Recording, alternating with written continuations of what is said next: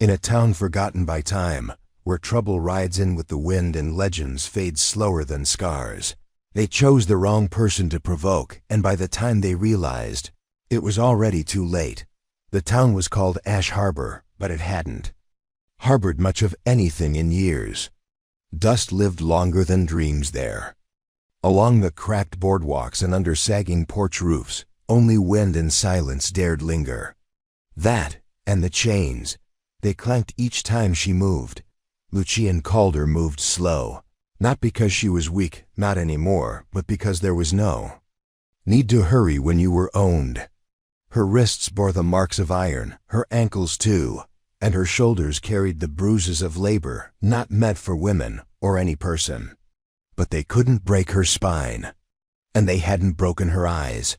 She looked forward when she walked through Ash Harbor, her head high even though it earned her lashes. Even though it earned her the name. Property, they called her. That's how it began. She was sold with a deed. Her name never appeared on it. Lucian had been 22 when her father disappeared into debt and whiskey, and 23 when his creditors came calling. They found no cattle, no silver, no land worth claiming. But they found her. You want to live? The leader, a tall, sunburned man named Bram Devlin, had said as he held up the iron collar. Then you're going to work off what your daddy couldn't pay. So she worked, 3 years. She worked the Devlin spread from dawn till bleeding dusk, breaking colts, fixing fences, cleaning the slop pens, serving his sons their food, and pretending not to see where their eyes lingered. Pretending not to hear what they called her after too much whiskey.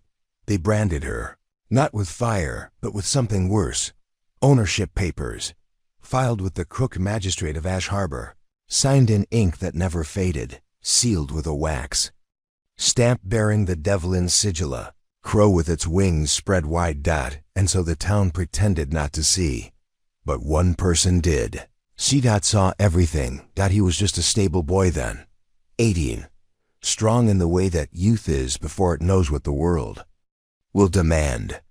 His name was Cole Ulrich, and he never spoke much. Lucian remembered how he'd flinch every time one of the Devlin sons raised their voices. How he'd look away when she walked by in chains.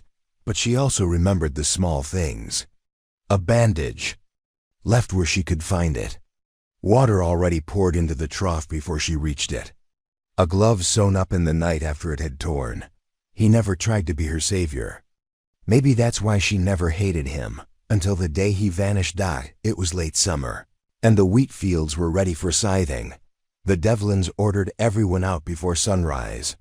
Lucian had worked with the chains tied to her waist, the weight of them slowing her steps, cutting into her hips. Cole had walked beside her. Said nothing, as always. Then came the gunshot. She hadn't seen where it came from, only heard the sound, the cry. One of the other workers, a boy named Harris, fell. In the stocks. Runaways, one of the Devlins shouted. Setting traps now. That's what we get for feeding him. They blamed Harris. Blamed all of them. Lucian took a lash that day so hard she passed out in the dust. When she woke, Cole was gone. Word was he'd run. Ash Harbor buzzed with it for a week. Coward. Traitor. She wanted to believe he'd gone to find help. That he'd gone to find his father, the ex-rancher who'd moved south, to save what was left of his family. But people didn't come back to Ash Harbor. They left it like you leave a bad tooth bitter and forever. Until the day he came back. He didn't ride in with glory or guns. He walked, dusty, leaner now, scar across his temple like a whisper of where he'd been. Lucian was hauling water to the livestock when she saw him. The chains were heavier that day. Her back ached. Her wrists bled. He stopped in front of her. Just looked. Lucian stared back. Refused to speak first. His voice was lower than she remembered, rough. You still alive, Lou? She blinked, then laughed. A bitter, rasping sound that surprised even her. Didn't expect to see you, she said. He took off his hat, ran a hand through his hair. Didn't expect to come back. She looked him over. Then why are you here? To burn something down. That was the moment everything changed. Before we jump back in, tell us where you're from. If this story moves you, please subscribe. Tomorrow, I have a special story for you. Lucienne didn't say anything at first. She simply stared at Cole, at the man who'd once been a boy with calloused hands and downcast eyes. The same boy who had disappeared when the smoke rose and the blood soaked the wheat. Now he stood before her again, not soft, not afraid, but Lucienne had learned a long time ago that pain made ghosts of people, and she didn't have the time or energy for ghosts. You got a plan to go with all that talk? She asked, adjusting the bucket on her hip, the iron chains clinking with every step. Cole nodded once. Yes, but it's not something you need to bleed for again. Lucienne almost laughed. You think bleeding's optional in this place? They walked, not together, but in parallel, the way two people walk when they are trying to pretend the air between them isn't thick with history. She went back to the main barn. He followed, slow and quiet, a ghost. With boots. The other hand saw him too. They paused in their chores. Watched with the silence of animals who'd learned long ago not to make noise when predators were near. The Devlin boys noticed Doc Tobias was the first to speak, as always. His voice was like grit in a wound. Well, I'll be damned. The stable rat returns. Look at you, Cole. Thought maybe the vultures got you. Cole didn't look at him. He didn't look at any of them. He looked at Lucienne. Tobias spat in the dirt. You got something to say, boy. Cole finally turned. I came to settle a debt. Jasper Devlin emerged from the barn. Bigger than his brother, slower to anger, but twice as cruel once stirred. He didn't bother with pleasantries. You ain't got the money to cover what your daddy owed. And we ain't in the mood for charity. Cole nodded. Not here to pay it in coin. Lucienne flinched. Even after all this time, the Devlin name still came with teeth. Especially in this town, where law was a tool used by those who could afford. Blood was a currency more common than silver. Tobias sneered. You talking about blood, boy? Because you ain't got enough to make up for what you owe. Cole took a step forward. His voice was low, even. You don't own me, and you damn sure don't own her. Jasper took 2 strides forward and grabbed Cole by the collar, yanking him off balance. We own everything that walks on this dirt. That includes the bitch you're looking at, like she's more than livestock. Lucienne didn't remember making the choice. 1 second she was still, the next she had dropped the bucket, the water spilling into the dust like blood. She moved toward Jasper, her chains dragging behind her, heavy and clattering. You touch him again, she said, and I'll remind you what pain feels like. Jasper stared at her, then laughed. Oh, sweet thing, you forget who writes the rules here. You think he can save you? He couldn't save himself. Lucienne turned to Cole. Tell me you have more than just a mouthful of spit and a nice scar. Cole reached into his coat. Slow. Careful. The Devlin boys tensed. He pulled out a single folded document. A seal on the corner. Thick paper, not the kind used in these parts. It glinted in the sun like a drawn blade. Jasper snatched it from his hand. Read again. And went pale. Tobias leaned over his brother's shoulder. What the hell is this? It's emancipation, Cole said. Registered with the federal marshal out of Casper. Filed with 2 witnesses and notarized. She don't have no name on that paper, Tobias barked. Cole reached into his coat again. Produced. A second document. She does now. Lucienne took it, slowly, as if afraid it would vanish in her hands.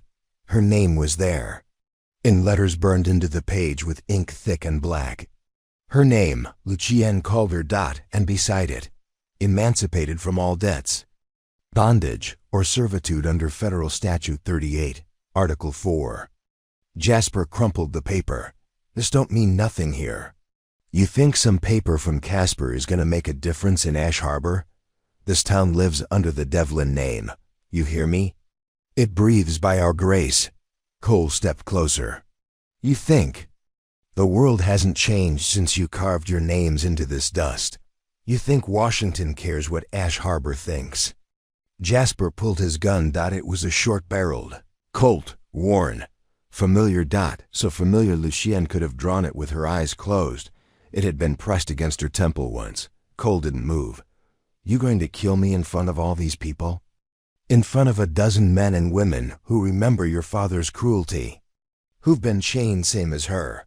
Ain't nobody gonna talk. Lucienne stepped forward. I will. Tobias reached for his own pistol. But others moved now too. The workers, the field hands, even old Mags, who hadn't spoken since her boy died in the fields. She held a pitchfork, pointed it toward the Devlin boys. Cole's voice was quiet. It only takes one voice, one witness. You shoot me now, and that's murder under federal law. You try to drag her back, that's kidnapping. Jasper hesitated. Lucienne leaned close to him. You raised me to work like a mule, but you forgot one thing. Mules kick. She turned and walked away, didn't look back, didn't stop. Cole fell in step beside her. Behind them, the field hands watched. Then one by one, they dropped their tools. And followed. Ash Harbor didn't erupt in violence that day. It collapsed in silence. The Devlins stood like men left behind by time, and the wind carried away the dust of their power. Back at the edge of town, Lucienne stood at the border post. Beyond it, a narrow trail wound up into the hills, toward open land, toward something she couldn't yet name. Cole looked at her. Still want to burn something down? She asked. He smiled. We already did. They walked. And this time, the chains didn't follow. The sun was just a copper smear behind the hills when Lucienne and Cole reached the ridge. Dust clung to their boots, and neither of them spoke as the wind teased at their clothes, bringing with it the distant scent of pine and freedom. Below, the valley lay in shadow, the town of Ash Harbor barely visible through the rising dusk. They didn't look back. Cole knelt and checked the canteen, handed it to her first. Lucienne drank without thanks, and he didn't expect one. In the quiet between them lived a shared understanding. He hadn't saved her. She'd walked herself out of that hell, iron ringing behind her with every step. They camped that night in a clearing choked with sweet grass and moonlight. Lucienne sat by the fire, the flames dancing in her eyes while she rubbed at the angry scars left by the chains. Cole watched her. Finally, she spoke. Why now? He didn't pretend not to understand. He poked the fire with a stick, watching the embers leap. Took me that long to learn what kind of man I didn't want to be. She turned her eyes to him. And what kind of man are you now?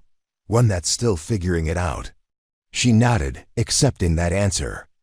Truth had a way of sitting easy when it was worn thin by miles. They traveled by dawn the next day, following the old freight trails that skirted the hills. The land grew greener, the air cleaner, and yet Lucienne felt a strange weight settle in her chest. It wasn't fear. It was momentum. She had survived so long by keeping still. Now every step forward felt like a betrayal of the part of her that had endured without hope. At midday, they stopped at a rise overlooking the creek. Cole squatted beside the water, letting it run over his hands. There's a ranch a day out from here, he said. Belongs to a man named Bellamy. He took me in after I left Ash Harbor. Let me work, learn. Never asked questions. You think he'll take me in too? Cole didn't answer immediately. I think he'll recognize someone who's done more work than any 10 of his hands combined. Lucienne folded her arms. I don't need charity. It ain't charity, Cole said. It's a chance. They reached Bellamy's ranch the next evening. It was larger than she expected. White fenced corrals, a long barn painted rust red, smoke curling from the chimneys of a low house with a wide porch. The dogs saw them first. Bellamy himself stood on the porch, a large man in his 60s with a beard like silver straw and eyes that missed nothing. He stepped down as they approached. Cole, Thought you were dead. Thought the same about myself once. Bellamy looked at Lucien, and his gaze lingered not on her scars or her hands, but her posture, the way she carried herself like someone who expected chains. This your wife? No, Cole said. But she's the reason I came back. Lucien squared her shoulders. I'm not looking for favors, just a place to earn my keep. Bellamy studied her for a long time, then he nodded. Kitchen's through there. Water pump out back. Rooms above the barn. If you're up by dawn, we'll see if you're worth feeding. She didn't say thank you. She didn't have to. That night she slept in a cot for the first time in 3 years. The mattress was thin. The blankets smelled of hay. And she wept into the pillow until sleep came. The next weeks passed in a rhythm. Lucien came to crave Dot. She woke before the rooster. Cleaned stalls. Mucked out the chicken coop. Rode fence lines with Cole and Bellamy's other men. Her body ached in familiar ways, but without the sting of lashes or the jangle of iron, still. She didn't speak much. And she never took her meals in the house, until the day Bellamy called her in. He was at the long table, sorting through a ledger. Have a seat, he said. She remained standing. Bellamy looked up. You done more work in 3 weeks than half the boys I've paid for a year. I owe you a wage. She shook her head. I don't want pay, not yet. Then what do you want? She hesitated. Land. His brows rose. Land. A piece of your border pasture. Enough for 2 goats and a coop. You keep my wage until it's mine. Bellamy leaned back. You got plans? No, just need something that's mine. He nodded slowly. I respect that. She turned to leave, but his voice stopped her. You ever gonna let yourself be more than a shadow girl? Lucien paused. Don't know how. Start by not walking alone all the time. People notice when someone never lets herself be seen. She didn't answer. But that night, for the first time, she sat at the edge of the bunkhouse fire, listened to the men laugh. Said nothing. But stayed. Cole sat beside her, offered no words, but shared his coffee. Weeks turned into months. The land thawed. Wild flowers burst through the frost. Lucien planted seed near her borrowed patch of fence line. Saved her wages until they stacked. Enough to matter. She didn't ask for help. But she didn't refuse it when Cole built a shed beside her coop. It'll need shingles, he said. She nodded. He added, figured I'd stick around a while. She didn't look at him. Didn't ask you to. Didn't say you did. They stood in silence, but it was a good silence, until the letter came. Bellamy handed it to Cole one morning over breakfast. The envelope was creased, the seal cracked. Marshal out of Laramie sent a warning, Bellamy said. Something stirring in Ash Harbor. Lucien went cold. The Devlins? Cole read the note. His jaw tightened. Tobias is dead. Shot over a land deal. Jasper disappeared. But Bram's back, and he's asking questions. Lucien clenched her fists. He'll come looking. Cole nodded. Bellamy poured a second cup of coffee. If he shows up here, he won't find easy pickings. But Lucien knew Bram. He didn't come for easy.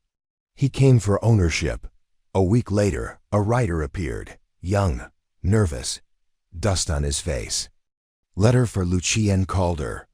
She opened it with hands like stone. Inside, a single note. You forgot something, girl. You still owe me a death. The signature was burned in at the bottom. Bram Devlin. That night, Lucien packed her bag. Cole found her before dawn. Don't. She looked at him. He won't stop. Not unless I finish this. You finish it, and you become what he says you are. Then what do I do? Wait for him to find us? Find you? Burn this place down because I chose to survive? Cole touched her hand. You fight, but not the way he wants. Lucien stared at the rising sun. Then help me build a trap he can't escape. Cole smiled. Let's remind him that she doesn't wear chains anymore. And somewhere on the road, Bram Devlin rode with fire in his eyes and death in his saddlebag. Dawn broke in a swarm of gold and haze over the high plains. Lucienne crouched at the edge of her makeshift pen, watching as the first pale shafts of light caressed her small flock of goats. They were healthy, lean, and bleated softly in greeting. The chickens in the coop rustled and clucked, stepping out to peck at the scattered grain she had left the night before. Beside her, Cole tightened the final shingle on the roof of the shed. His face was streaked with sweat, but his jaw was set in calm determination. Even after months of quiet routine, the fire in his eyes still crackled for action. Lucienne felt her heart stir with anticipation. "You sure about this place?" she asked. Voice low. He wiped his hand on his trousers and nodded. "Bellamy may not have the muscle of Ash Harbor, but this land is ours to protect.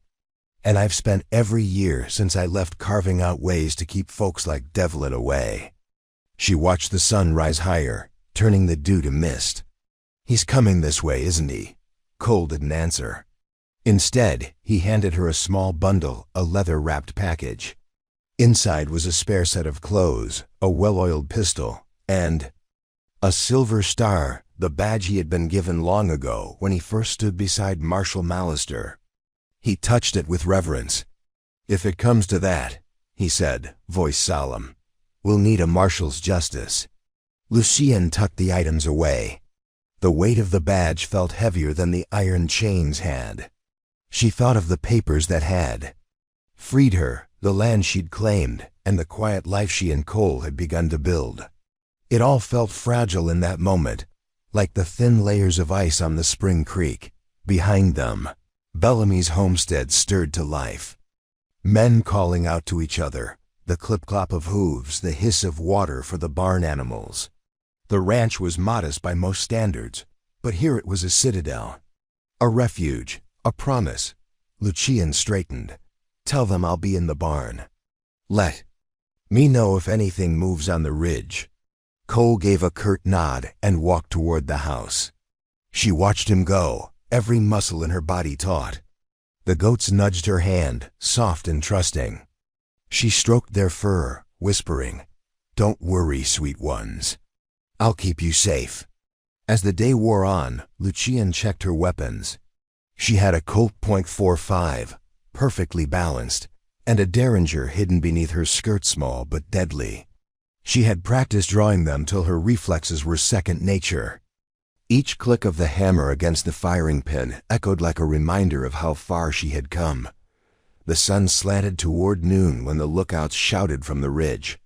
Lucienne raced for the rise, her skirt hitching so it wouldn't trip her. At the top, she saw riders, 3 of them, ragged and snarling, riding hard toward the ranch. Each was on horseback, the vision of the Devlin brand unmistakable on the saddles. Her pulse narrowed to a pinprick. Not just any riders, Bram's men. The same men who had once broken her body and sold her to the highest bidder. Now they were back to reclaim what they thought they'd lost. She dropped to one knee, drawing the Colt smoothly. The echo of gun metal against her palm was comforting, a pulse of certainty. She waited, breath steady. The riders slowed as they saw the land drop away between them and the ranch. Doubt flickering in their eyes. At the same moment, Cole's voice came up from the barn step, carrying a silver star that glittered in the sun. "In the name of the United States Marshal, halt." Lucienne smiled grimly. The riders hesitated, confusion warring with recognition. Each wore a Colt Jeep, unseasoned. This was no militia. These were outlaws. Their leader, the tall, sunburned Bram Devlin, hunched in his saddle, a twisted scowl on his face. "Marshal Ulrich," he spat, voice carrying over the field, harsh as gravel. "She's my property. You got no say here." Cole kicked out, landing heavily before him. "She's free, Devlin. Under federal law. In my jurisdiction. You ride away now, or you're riding as prisoners." Bram's laugh was a blade across bone. "Free? That piece of paper you got, that's worth less than the bullet I'm putting through your star." Cole's hand hovered over the badge pinned to his chest, but he didn't draw. Instead, his other hand rested on the revolver at his hip. Lucien's heart pounded, but her jaw was iron.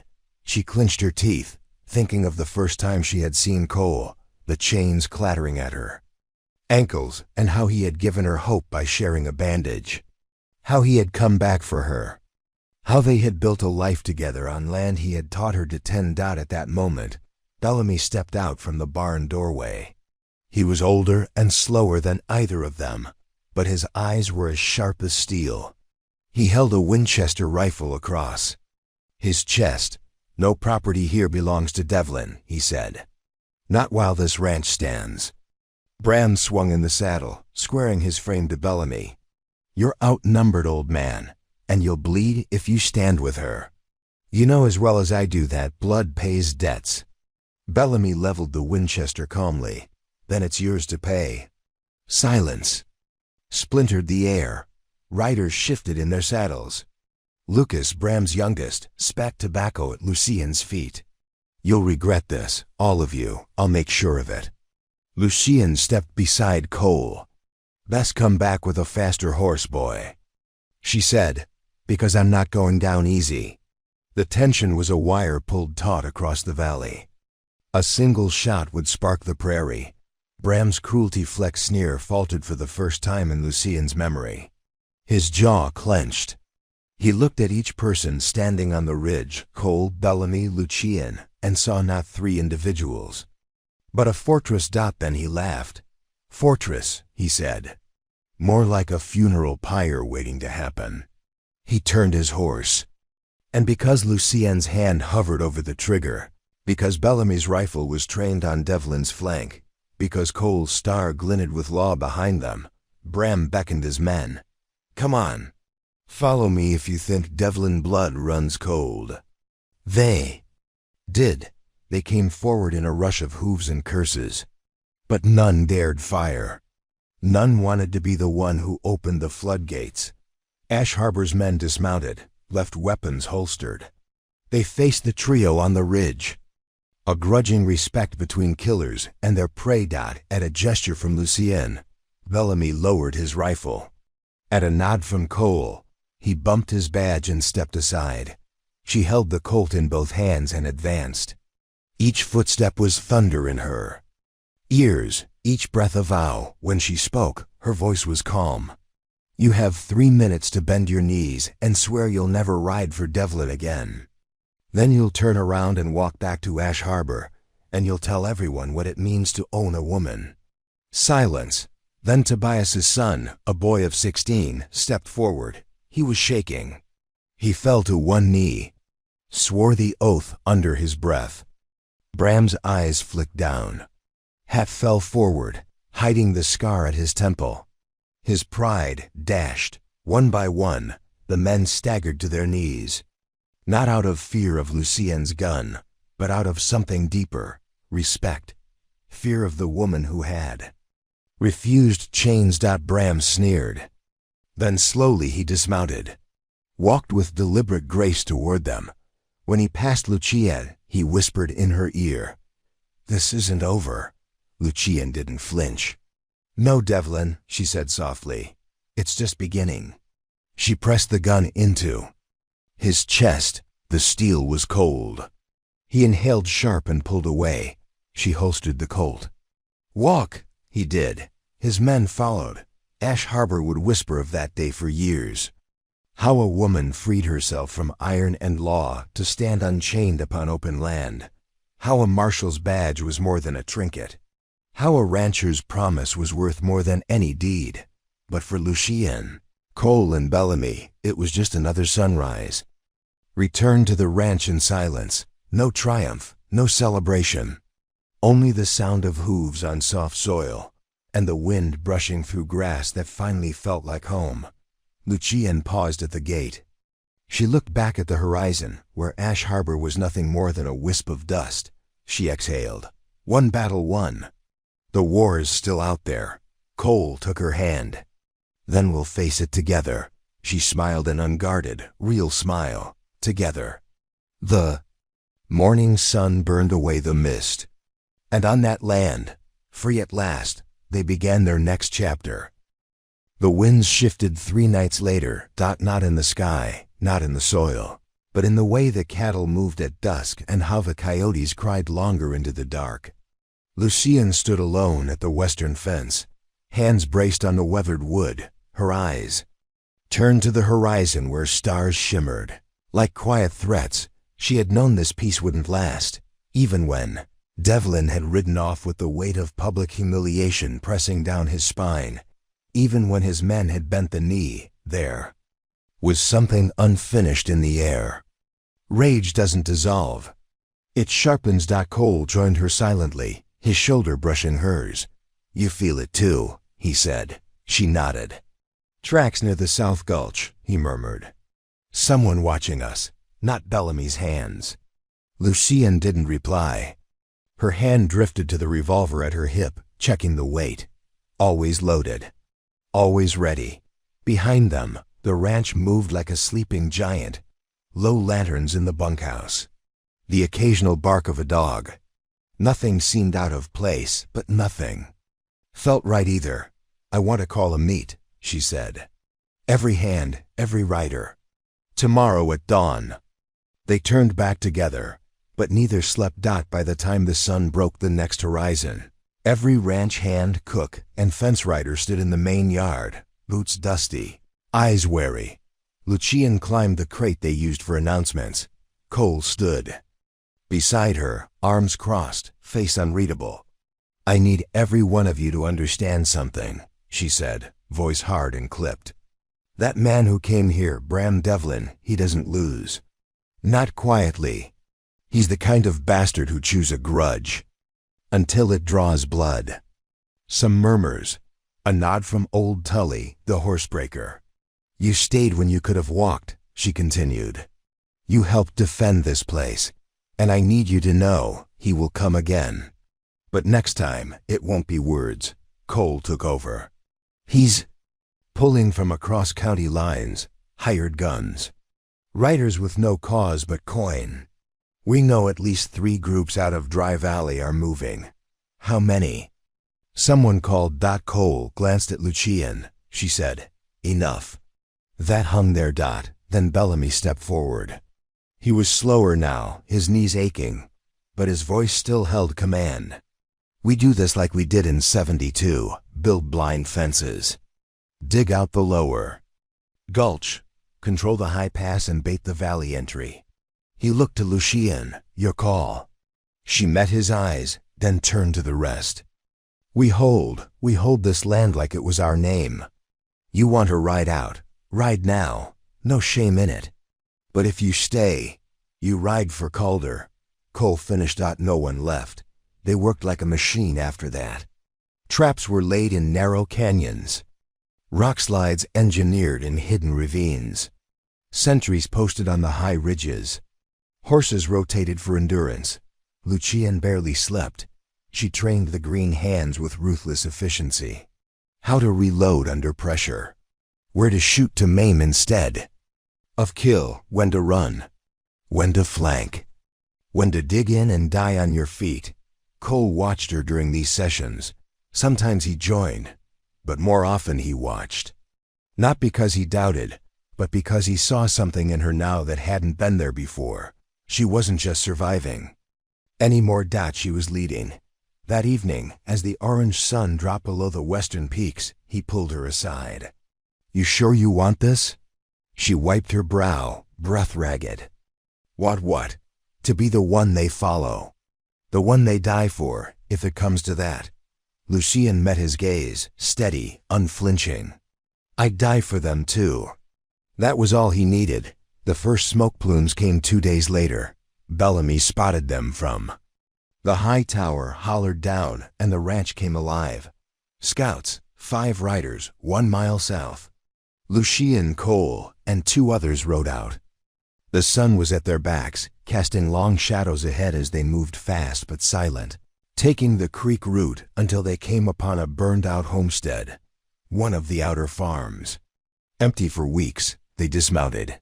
Found tracks, boot prints, cigarette stubs. Cole knelt, ran a hand through the ash. 5 men, maybe 6. Didn't camp here, just passed through. Probably testing how close they could get. Lucien stared across the field. Let him come. Let him think we're asleep. She turned. We'll give them a wake-up call. That night, Cole rode with 2 scouts into the southern ridge. They set up false campfires, left trails meant to trick. Lucien stayed behind, reinforcing the northern line. When she returned near midnight, she found a letter pinned to the barn door. No name. No seal, but the handwriting was unmistakable. You can build your fences, arm your dogs, but I remember the sound of your fear. You can never wall that in. Lucien stared at the ink until it blurred. Then she burned the note and poured the ashes in the cattle trough. This story took us a long time. If you like it, subscribe. Now back to the story.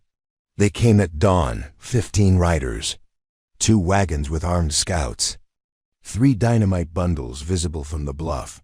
Cole saw them first, through the spyglass. Lucien stood beside him. They're riding under Devlin's colors, Cole murmured, but not all his men. She studied the riders, saw the mix, realized what Cole meant. Mercenaries. Exactly. They rode hard toward the south entrance. Lucien turned to the lookout. Trigger the fence collapses when they reach the gulch. Slow them down. We force them into the lower draw. The ranch hands moved. Within minutes the field was alive, and then the first shot was fired. From their side, old Tully, crouched behind a boulder, fired first. His bullet struck a scout clean in the shoulder. The man fell, screaming. Panic rippled through the Devlin riders. They tried to wheel north. That's when Bellamy triggered the slide. Rocks tumbled like thunder, blocking their escape. The gunfire exploded. Lucien moved like lightning. She shouted orders, ducked low, flanked the eastern fence, and sent cover fire from a ridge. Her shots were precise, every bullet driven by memory. Cole fought beside her. Silent, fast. He covered 2 hands pinned behind the feed barn, dropped 3 riders before they could reload. Screams filled the valley. Horses whinnied in terror, but it wasn't chaos. It was war. And Lucien Calder was winning it. Hours later, it was over. 7 men dead. The rest fled. 3 wounded were captured. Bram Devlin was not among them. Lucien sat in the hayloft above the barn, cleaning her gun. Her hands were steady. Her mind was not. Cole climbed up, bandage on his arm, dust on his face. He sat beside her. You did it. She looked at him. No, we did. He chuckled. You know what I mean. She nodded. Swallowed. Her throat was dry. He'll come again. Cole looked toward the southern ridge. Then we'll meet him. They sat in silence. The barn swaying gently in the wind. We held this ground, Lucien said finally. Cole took her hand. We made it ours. And somewhere, far beyond the hills, Bram Devlin licked his wounds and sharpened his vengeance. Lucien didn't fear it. She was ready, because this time she wasn't chained. She commanded, and the land answered to her name. The following week passed like a fuse slowly burning toward something neither nameable nor avoidable. Lucien rose before dawn every morning, fed the livestock, walked the fences, and double-checked the supply caches they had buried in the blind gullies. The rhythm helped. It kept the fear at bay. Not fear of death, she had made peace with that years ago, but fear of losing what they had built. Bellamy watched her from the porch on the 3rd morning. You keep moving like that, you'll wear a trench into the earth. Lucien smiled faintly. Then at least we'll have a moat. He nodded, sipping from his tin cup. You think he'll come again? Yes, she said without hesitation, but not loud. Not with riders screaming into our fences. Then how? Lucien set down the saddle she'd been checking, straightened slowly. Like a knife in the dark. She was right. The next attack didn't come with dust clouds or galloping horses. It came with silence. A gate left open. 2 goats missing. No prints.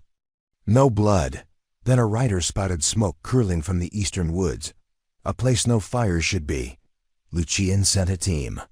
They returned with nothing but scorched branches and strange tracks. Scouting parties, Cole said that night, studying the map. They'd tacked to the barn wall, testing our range. Looking for holes, Bellamy added. Then we give them holes, Lucien said, but not the kind they want. The next day they laid traps of a different kind. A hidden pit behind the barn. A spring triggered. Net strung between two elms near the southern trail. Dummy patrols walked the perimeter with decoys in the saddle. And Lucien herself? She sat at the ranch center, working leather as if none of it mattered. Bait, Cole muttered. She didn't disagree. But they needed a trigger.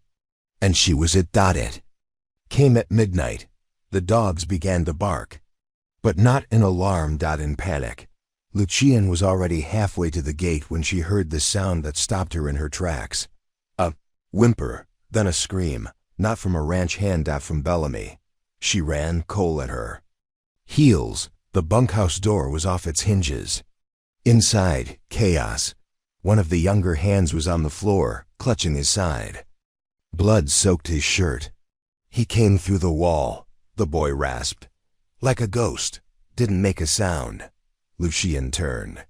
Fan out, he's still here. They searched every inch of the ranch, but whoever it was had vanished into the dark. Left behind was a mark, burned into the wood of the bunkhouse beam. A crow, Devlin's sigil. Bellamy survived, but barely. Lucien sat beside him through the night, the lamplight casting shadows across the scars on his chest. He opened his eyes just before dawn. Did we get him? She shook her head. Coward, he whispered. No, Lucien said. Predator. She stepped outside. Cole was there, watching the sun crawl up from the east like an omen. We hold this place, she said. But we have to take the fight to him. You sure? She turned. Her expression was steel. He's done hunting. Now he bleeds. They rode out at dawn 2 days later. Just Lucien, Cole, and 2 scouts. The rest stayed behind to fortify the ranch. Their destination, Ash Harbor. They rode fast, cloaked in dust and silence. Lucien hadn't seen the town since the day she left in chains. Now as they crested the ridge and the crooked outline of the place emerged below, she felt her spine stiffen. Nothing had changed. Still crooked buildings, still sagging porches, still the same. Gallows standing empty in the square. Looks quiet, Cole said. Lucien dismounted. Too quiet. They entered the town slowly, weapons ready. The saloon was shuttered. The sheriff's office burned out. Ash Harbor had been gutted. He turned on his own, Cole said, voice grim. Lucien nodded. They found a single soul, the pastor, blind in one eye, shaking. He came through like a fever. Anyone who wouldn't ride with him, he cut loose, left bodies. Took the strong ones. Built something outside town, an old fort up near Broken Rock. Lucien and Cole exchanged a look. Then we go to the fort. The next 2 days were spent riding and scouting. They camped at high points, listening to the wind, tracking movements. Finally, on the evening of the 3rd day, they saw it. An outpost. Guarded. Offensive sharpened stakes. Tents. A WATC HTOWE R. And in the center, a new flag. Black. With the crow in red. Lucien crouched low. He made a fortress. Cole handed her the spyglass. That's not just muscle. He's got supply wagons, weapons. She scanned the camp. He's preparing for war. We can't take it with 4. No, Lucien said, but we can burn it. The plan came together fast.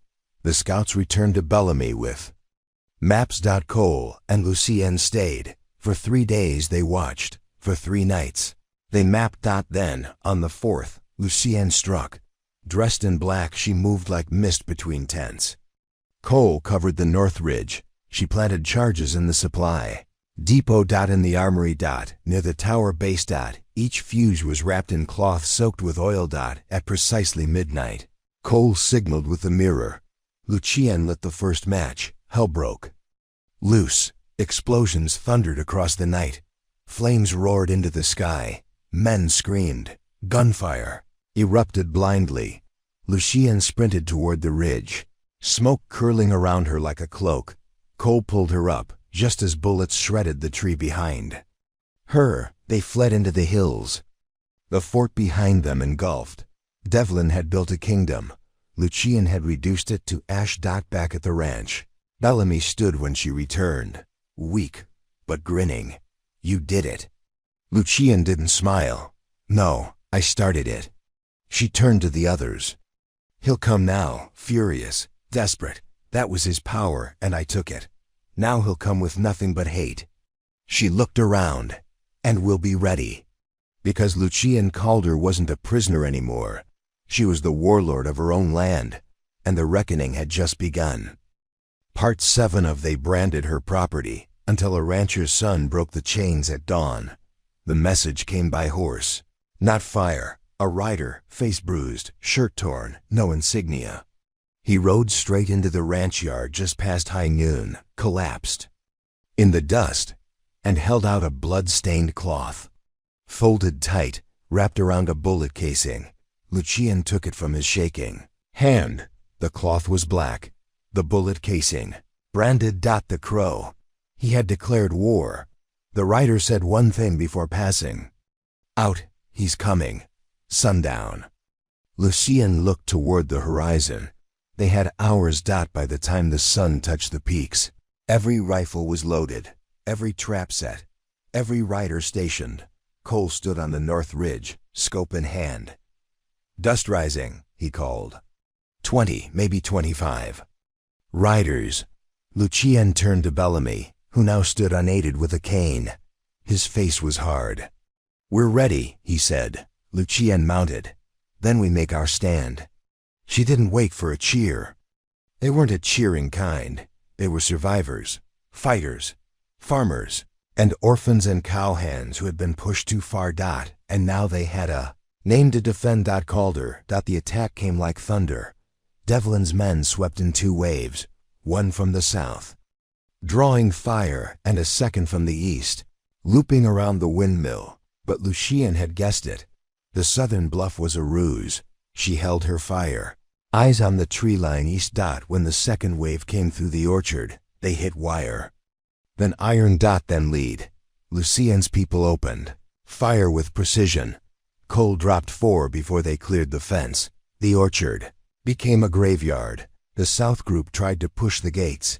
Bellamy lit the oil trench. Flames curled skyward. The riders turned back, but not before Lucien spotted him. Devlin. Black coat, crow medallion, rifle slung low. He was watching. Measuring. The battle lasted until twilight. When the dust cleared, 10 men lay dead. 5 more captured. The rest had scattered. Lucien walked the battlefield with her rifle across her back and silence in her steps. Then she stopped. A shadow moved behind the SMITHY. She turned slowly. Gun raised.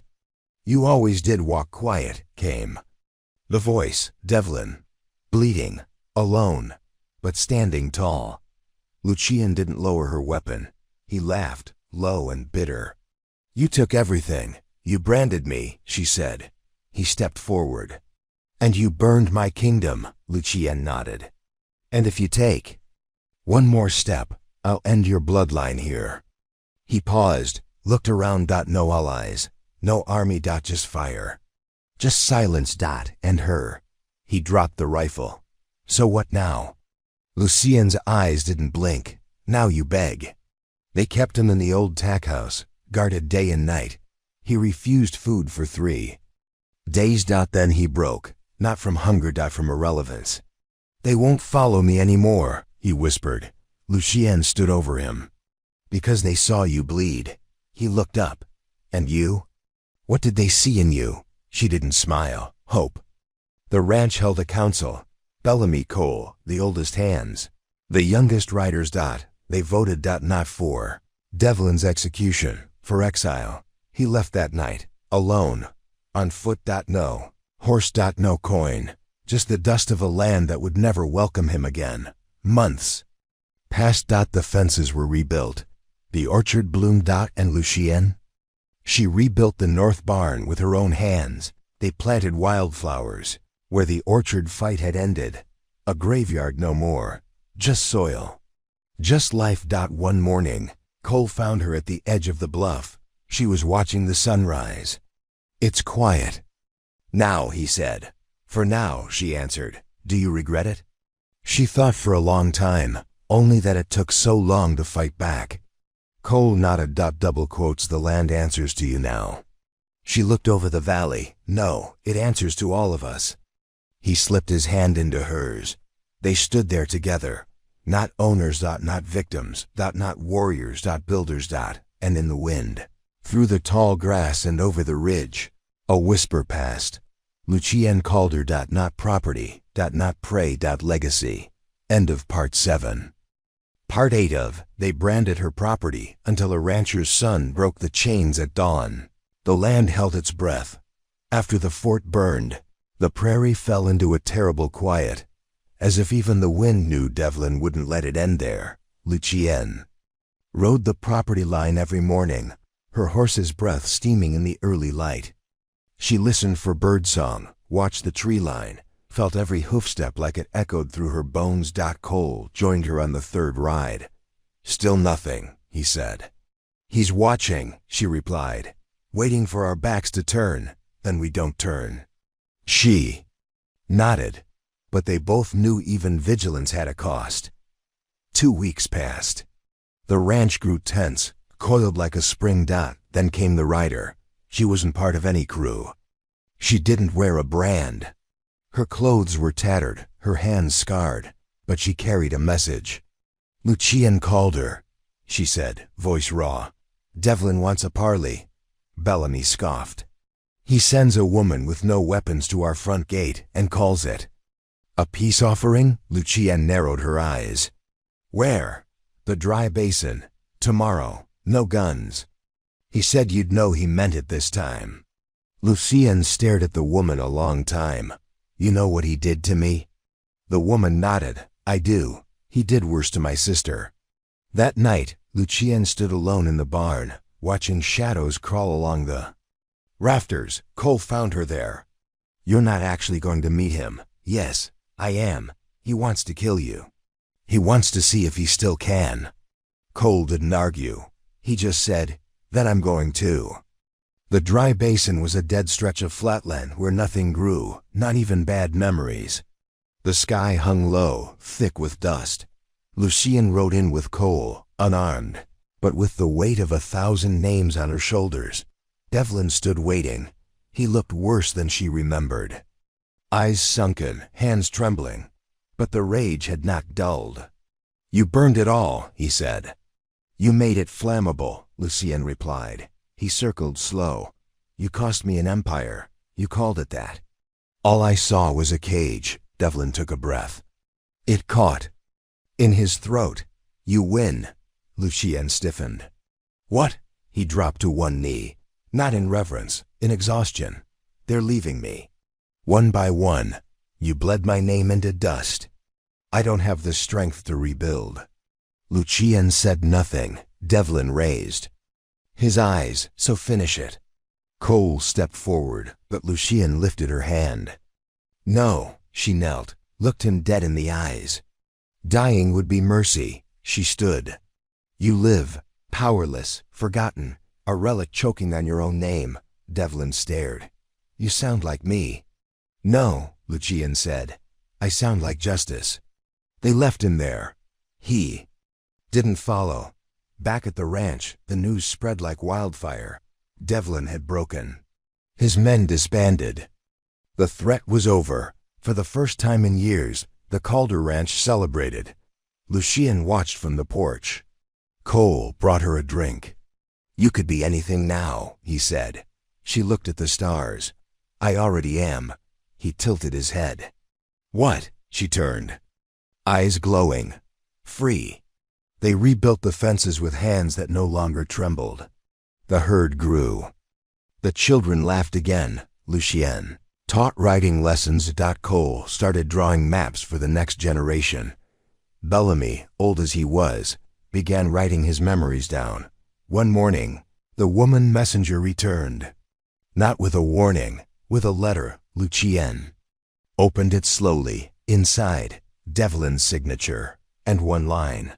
You made the land yours. Forgive me for ever thinking you belonged to anyone else. Lucien folded it. Burned it, but she kept the ashes. Years passed.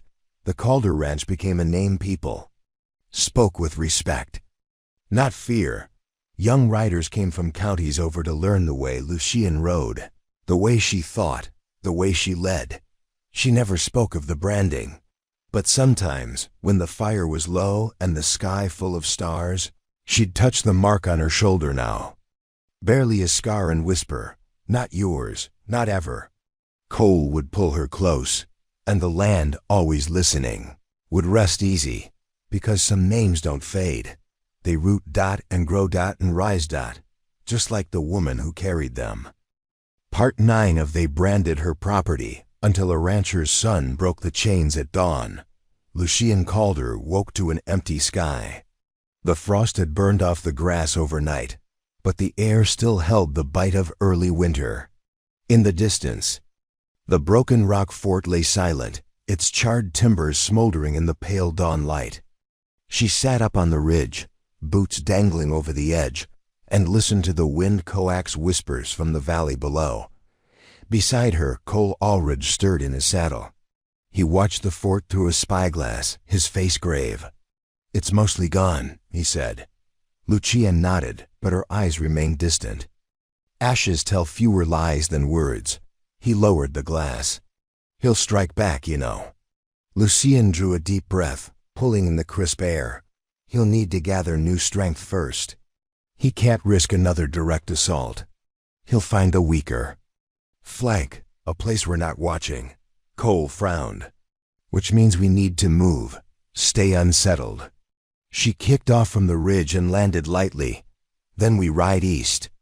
They packed their gear and saddled the horses, moving at first light toward the eastern hills, terrain less familiar, wilder, scarred by rocky gullies and hidden ravines. They rode at a steady pace, every heartbeat an echo of anticipation. The ranch would be left in Bellamy's care.